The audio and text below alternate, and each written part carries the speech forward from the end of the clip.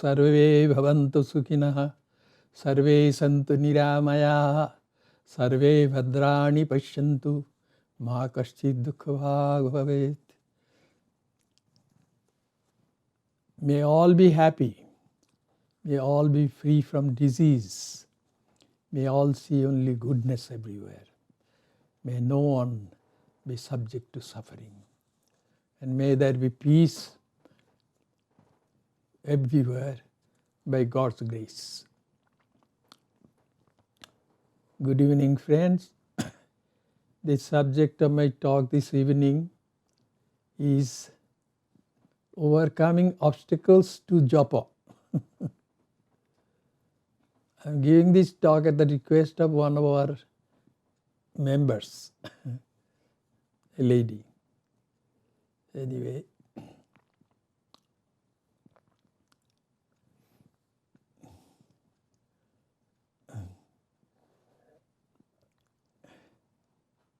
in giving talks, my role model is Swami Vivekananda. The monks, all renouncing monks, are not supposed to give any talks or lectures in India. But it all started with Swami Vivekananda. He came to America and to attend the Parliament of Religions, which was a very rare incident, and so many people attended that conference, and Swami Vivekananda turned out to be the best orator in that Parliament of Religions. As I have said before, some of the time, that the newspaper, one American newspaper wrote about Vivekananda. He is an orator by divine right. So anyway, under the circumstances, Swami Vivekananda had to give lectures. That's how this tradition was introduced in India. When he went back to India, then he was asked to give lectures, and then he gave lectures in different places, on spiritual subjects, of course. That's how this new tradition came. When I joined the order as a young man, I remembered one saying of Sri Ramakrishna, who is my spiritual role model, the divine incarnation, Sri Ramakrishna. He said, before experiencing God, you should not give lectures on God. That's why I was hesitant to give talks after joining the monastic order. But eventually the order gave me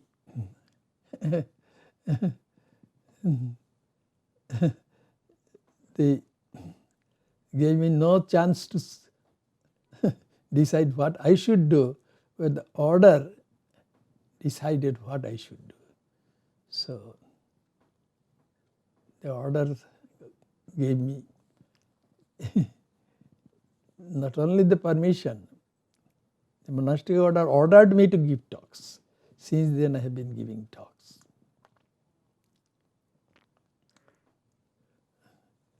And while giving talks, as I have said, Swami Vivekananda is my role model. When Swami Vivekananda became very famous as an orator in America, then many invitations came to him to give talks. And a lecture bureau eventually hired him to give talks. And so he had to go to many cities and give talks. But when he came to the Harvard University near Boston to give a talk, and something interesting happened. After hearing his talk, two students who had heard him speak, they were talking to each other. One student asked the other, "What do you think of this speaker?" Then the other student said, "Well, whatever he said, I could understand everything." Therefore, the implication is that he was not a great speaker. It was the style in those days to give academic lectures, quoting many people, quoting many scholars and all those things. But Swami Vivekananda would not do that. He was, I would not say he's a follower, but his lectures are easily understandable, and he said that the most abstruse spiritual thoughts of our religion I'll present to the people in a language which will be understandable to the children also. Even children can understand. That's what he said. And one British author, Bertrand Russell, belonging to the 19th century, he said that lectures should be given in plain language and it should be easily understandable. So it was a departure from the style of lecturing in those days. Sister Nivedita is considered a disciple of Swami Vivekananda. And she came from Ireland, but her mother tongue was English. And she wrote certain books. And if you read them, you will see that she used long drawn sentences, as was the style in those days. So the talks that I give, they are not academic talks. To show my great scholarship. No, it is a kind of service to the listeners. Okay. So the subject of my talk, let me repeat, is overcoming obstacles to Japa. What is Japa? Japa is chanting of the holy name of God. That is Japa. Once one person came to the divine incarnation, Sri Ramakrishna, and he wanted to know the goal of human life. And Sri Ramakrishna said, the goal of human life is to experience God. How to do it? By chanting the holy name of God and having holy company. That's what Sri Ramakrishna said. Chanting of the holy name of God. So Japa means chanting the holy name of God. And there are actually 7 ways of chanting the holy name or Japa. The first one is called in Sanskrit Vachika Japa. That means chanting the holy name of God aloud, loudly. Others will be able to hear. If, according to me, the holy name of God is God, then if I go on chanting God, God, God, and others can hear me, then that is the first kind of japa. Vachika japa, chanting aloud. And then the second kind of chanting of the holy name is whispering the holy name of God. I may chant the word God in a whisper, only I can hear, others won't be able to hear.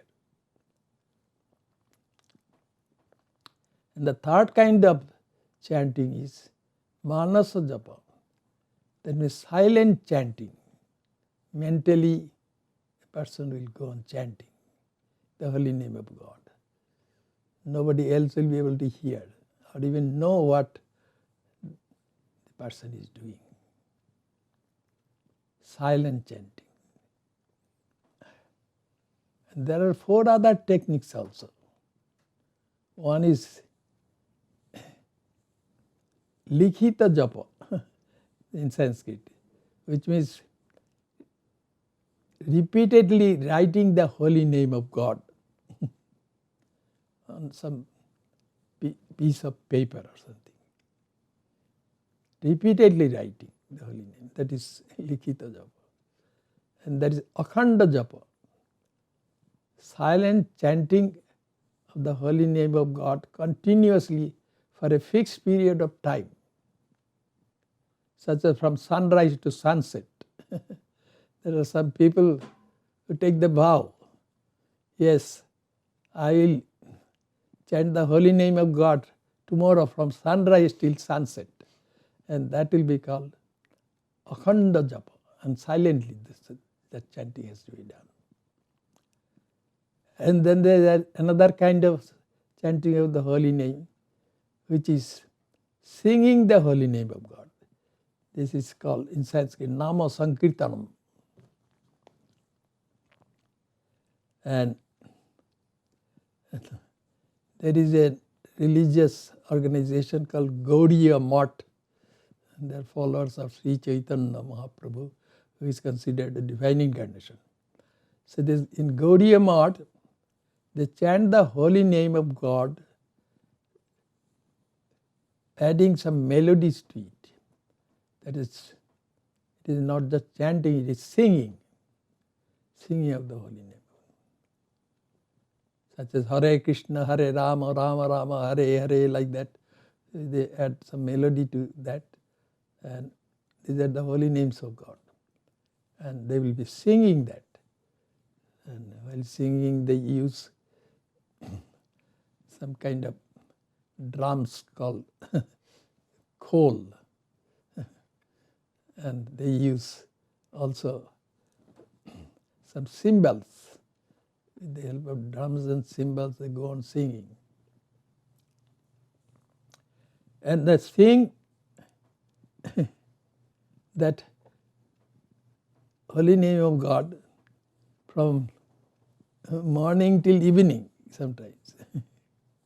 Or sometimes even for a week without stop. And even for a month without stop.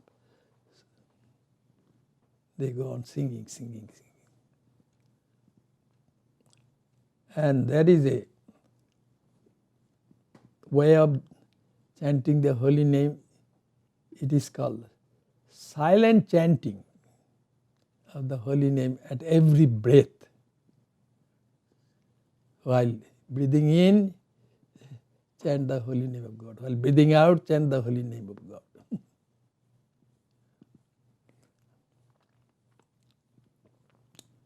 This in short is the different types of chanting of the holy name. These are the types. Now I will talk about the obstacles. Those who do such chanting, they encounter some obstacles. What are these obstacles? First obstacle is boredom. A person, after a while, becomes bored of doing the same thing over and over again. That comes mainly to the beginners. And then second obstacle is wandering of the mind, which is called vikshepa. The mind wanders from here to there.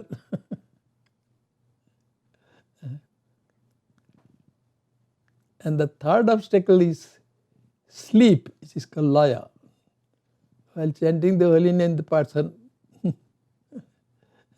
falls asleep.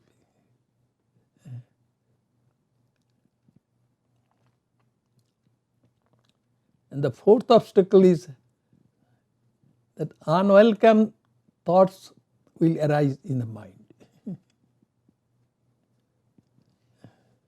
A person is supposed to chant the holy name of Rama, but while chanting, some other thoughts come and he cannot do the chanting.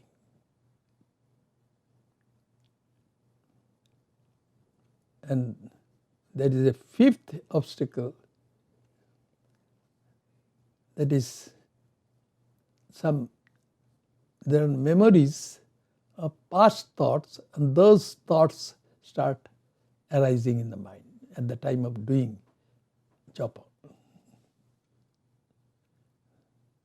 The mind is a repository of thoughts. All the thoughts that we think, they are not lost. They get stored up in the mind. And that's why people can remember what they did in their childhood. Or they can remember what they drank in the morning, water or tea or milk, or what kind of breakfast one had. That can be remembered. How? Remembered later. How? Because while eating or drinking, the thought is associated with such actions, and those thoughts remain in the mind. So the mind has trillions and trillions of thoughts stored up in it. The thoughts that a person has thought, he may be a 30-year-old person, but in these 30 years what thoughts he has thought, those thoughts are all there in that person's mind, stored up. And some thoughts come up to the level, and these are conscious thoughts, and other thoughts are in the subconscious level of the mind. The mind is like a lake. Some thoughts float at the surface, and other thoughts are in different depths of that lake.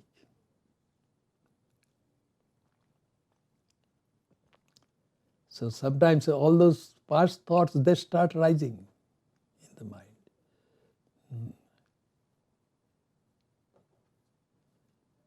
So these are the obstacles which any person who wants to do japa will encounter.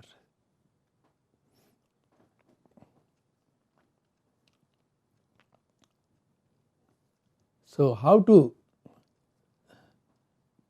get rid of that obstacle which is boredom? Boredom, yes. Sometimes you see, listening to some devotional song sung by someone else, or that can remove that boredom.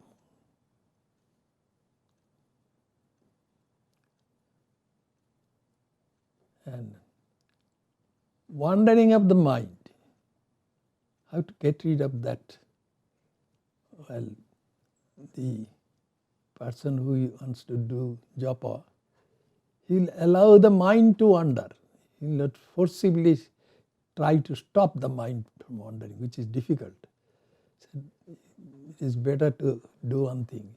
That is, the person will say to the thought, okay, my mind, you wander.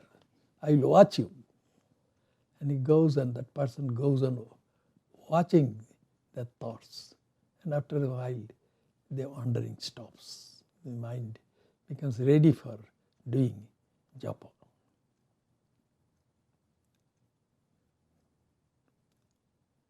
And sleep. So one is not supposed to have a full meal before performing japa, because after eating a full meal,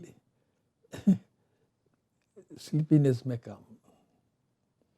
So it is better to do japa without eating a full meal.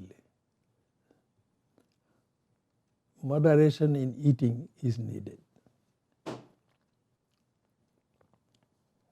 And if a person feels tired while doing japa and then becomes sleepy, then it is better for that person to do japa early in the morning after getting up from bed and having a shower, and body and mind will be fresh.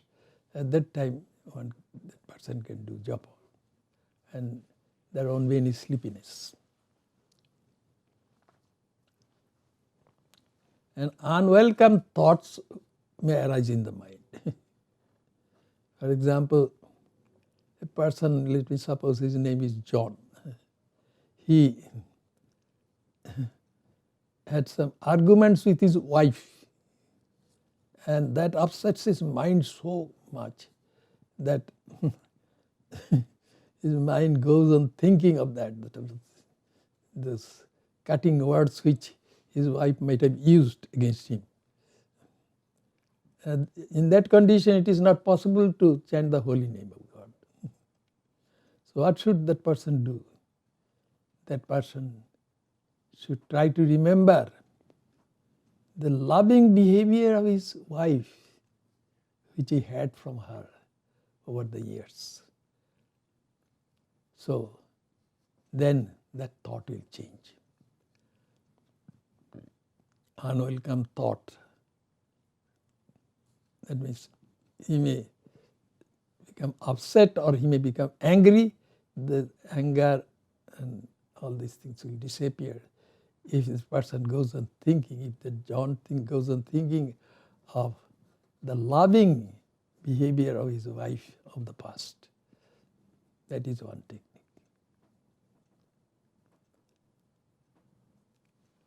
And how to counteract the rejuvenated impressions of past thoughts? Well,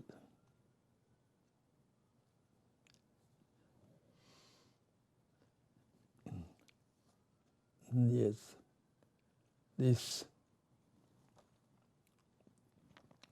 just by chanting the holy name somehow or the other, that can be counteracted.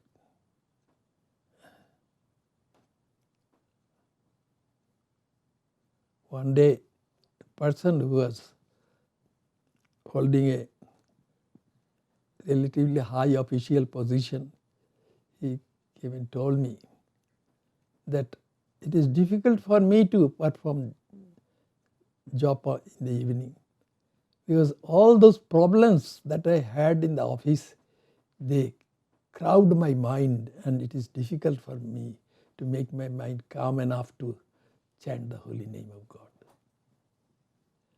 Then I said, well, and it is better to mentally solve those problems. Yes. If that problem is very important, then you should mentally solve that problem, and then it will be possible. Otherwise it will be difficult, because this problem will come up again and again.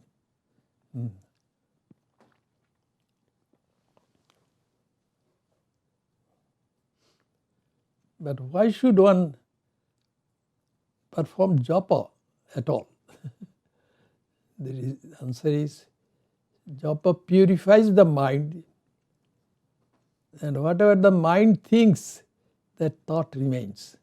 So if a person goes on thinking of the holy name of God, then that thought will be stored up in the mind. And the thoughts that a person has thought since his or her childhood, those thoughts are all there. There may be trillions of thoughts.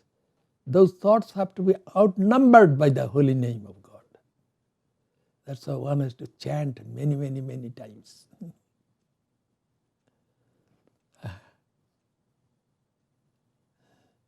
See, Sarada Devi, the divine incarnation, who we call her the Holy Mother, she used to say, perform Japa 10,000 times every day. Then you will have tangible results, 10,000 times. And she herself would demonstrate that. At night she would hardly sleep. She would be chanting the holy name of God, not for her own sake, but to set an example. Aside from that, the holy name of God has to be special. And such holy name of God is called a mantra. Chanting the mantra eventually gives God realization. But that mantra has to be Siddha mantra. That means that special type of mantra which will surely help you to experience God. So I have to explain that with the help of a story. Let us suppose there is a person whose name was John, and he and his wife and his very young son used to live together. And then John went to the doctor one day for a checkup, and the doctor gave very bad news. The doctor checked John and said, "You have cancer." And cancer in those days, cancer is not easily curable.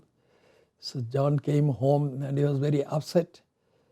And his wife came to know about his sadness. And then when she heard why John was upset, then she said to John, "John, don't worry, your cancer will be cured." But that did not make John's mind calm. And that his young son also saw that his father was upset because he had cancer. He said, "Daddy, don't worry, your cancer will be cured." But their words don't make John's mind calm. Then after 2 or 3 months, the best cancer specialist of the country visited the town where John was living. And he was lucky to get an appointment with that cancer specialist. That cancer specialist examined him and said, "Don't worry, you will be cured." All the 3 persons said more or less the same thing. His wife said, "He will be cured." His young son said, "He will be cured." And now this best cancer specialist of the country is saying he will be cured. Whose words will have the maximum impact on John's mind? When he heard from that cancer specialist that his cancer will be cured, then his mind was set at rest. He was no longer upset. So, what this cancer specialist said, what was special in his words? Because he had his life's experience as a doctor, cancer specialist.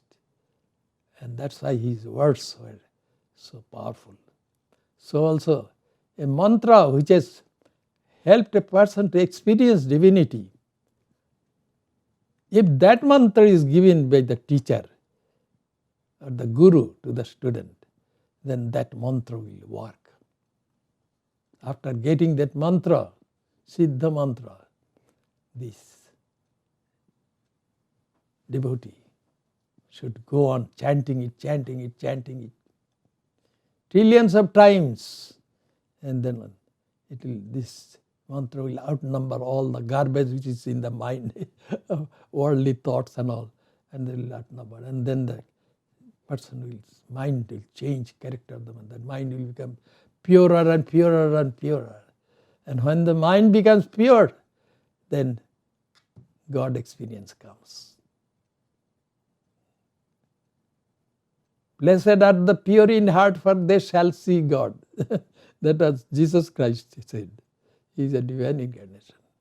And what is said sounds like an echo of what we have in our ancient scriptures of Hinduism. Yes, chanting the holy name.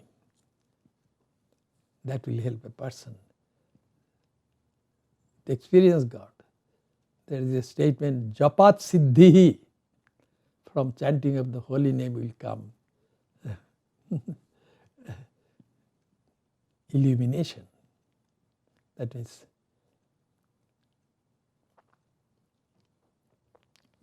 you see, through Japa, the mind comes under control too. When I was a boy, I forget how old I was mostly 10 or 12 years old, then I was given a mantra, and I belong to a family which is called Brahmin family. And so at that time we are given a holy thread which has to be put around our neck, and then we have to take certain vows. Then we are asked to chant that time-honored mantra called Gayatri mantra. Om Bhurbhuva Swatat Savituruvarenyam Bhargo Devasya Dhimahi Dhyoyana Prachodayatom. That is the mantra. And we are given that. And we are asked to chant the mantra as many times as possible. And so, after that ceremony, which is called Upanayana ceremony, I chanted, because I was always obedient. So I chanted that mantra many, many times in between my studies and other things. Then it became automatic. Effortlessly, the mind would start chanting Gayatri mantra. Then a time came when I felt like having spiritual initiation from a saintly person. That saintly person was Swami Vishuddhananda. In fact, I had been praying to God to let me know who would be my spiritual teacher, Guru. And through a dream, I could see Swami Vishuddhananda giving me spiritual initiation. Anyway, I thought, no, I will not be influenced by a dream, because dreams are after all the products of our imagination. So, but due to circumstances beyond my control, eventually I had to go to Swami Vishuddhananda. He had come to our town and pray for initiation. And then at the time of just before initiation, I thought he will not give me the Gayatri mantra. He will give me some other mantra, I am sure. So will my mind chant that mantra? Because my mind automatically chants the Gayatri mantra. But no. When the mantra was given, that mantra became automatic. And since then, my Gayatri mantra is no longer automatic. So how did that happen? Because chanting of the mantra, Gayatri mantra, brought my mind under control. So whatever I would say to the mind would do it. Yes. This I have seen among the elderly Swamis of our order. Their minds are under their control. Whatever they decide to do, they go on doing. Here there is a sort of tradition. That is on New Year's Day you make some resolutions. And a person who is a chain smoker, his wife says you should not be a chain smoker, you should reduce smoking. And then he says, yes, from today is the new year, so from today I will not smoke anymore. But no, that doesn't happen. That person starts smoking again because he doesn't have control over his mind. There was one gentleman who came here and he was staying with us. He was a very good man. And he said to me, Swami, whatever you ask me to do, I will do. I said, you have the habit of smoking. Give it up. Then, so do it. You smoke many cigarettes a day. So reduce it to first to 5 cigarettes a day, and then 3 cigarettes a day, then 2 cigarettes a day. In that manner, you do it. He said, Swami, what do you think of me? I can give up smoking this moment. He told me. And then, but no, no. Maybe one day he was not able to smoke, and then after that he started smoking again. Because he had not gained control over his mind. That's why. He was a good man. But he didn't because had he chanted some holy name of God, then he would have control over his mind. I've seen many Swamis of our order who have perfect control over their minds. So from now on I will do this, and they go on doing it without fail. So may the blessings of God be upon us. That's my prayer.